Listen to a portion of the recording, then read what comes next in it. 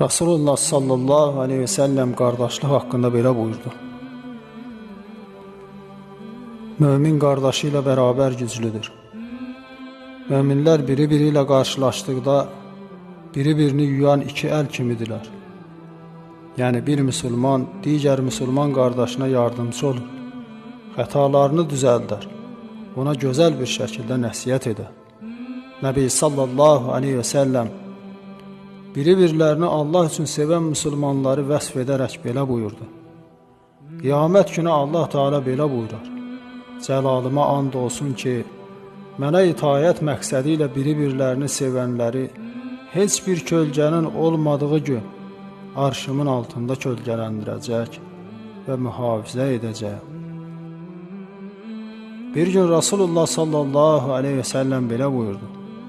Allahın qullarından bir qrup insanlar vardır ki, nəbi və şəhid deyildirlər. Fəqət qiyamət günündə Allah qatındakı məqamlarından dolayı onlara nəbilər və şəhidlər təəccüblə baxacaqlar. Səhabə radiyallahu anhum soruşdu ki, Ya Rasulullah, bunlar kimlərdir və nə kimi xeyir əməllər etmişdilər? Bizə bildir ki, biz də onların sevgi və yaxınlıq göstərək. Allah Resulü sallallahu aleyhi və səlləm, bunlar o kəslərdir ki, aralarında nə qohumluq, nə ticarət, nə də iş münasibəti vardır. Onlar sırf Allah rızası üçün biri-birlərini sevənlərdir. Vallahi üzləri bir nurdur və özləri də nurdan bir minbər üzərindədirlər. İnsanlar peşman olduğu zaman bunlar kədərlənməzlər deyə buyurdu. Və ardından bu ayəti oxudu. Bilin ki, Allahın dostlarına qorxu yoxdur, onlar üzülməyəcəklər də. Allah üçün qardaş olmağın ən gözəl örnəklərindən birini də sizlərə xatırladım.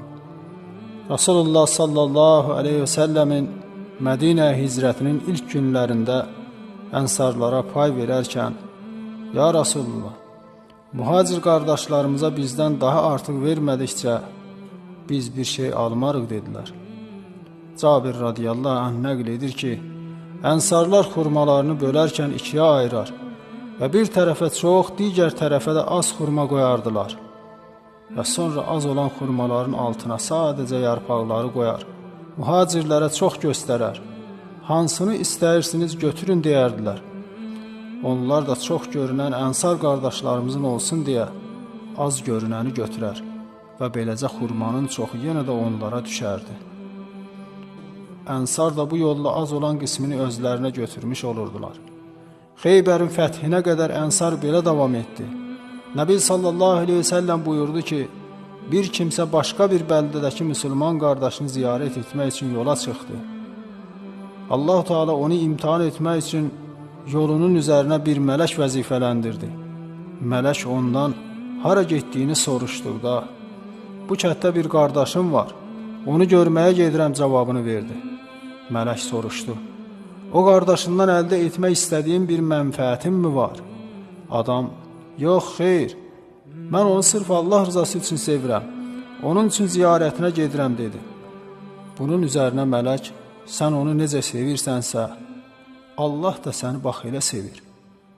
Mən bu müjdəni vermək üçün Allah Teala'nın sənə göndərdiyi elçiyəm dedi. Allahım, bizləri yalnız sənin rizan üçün biri-birlərini sevən qullarından et. Allahümmə əmin.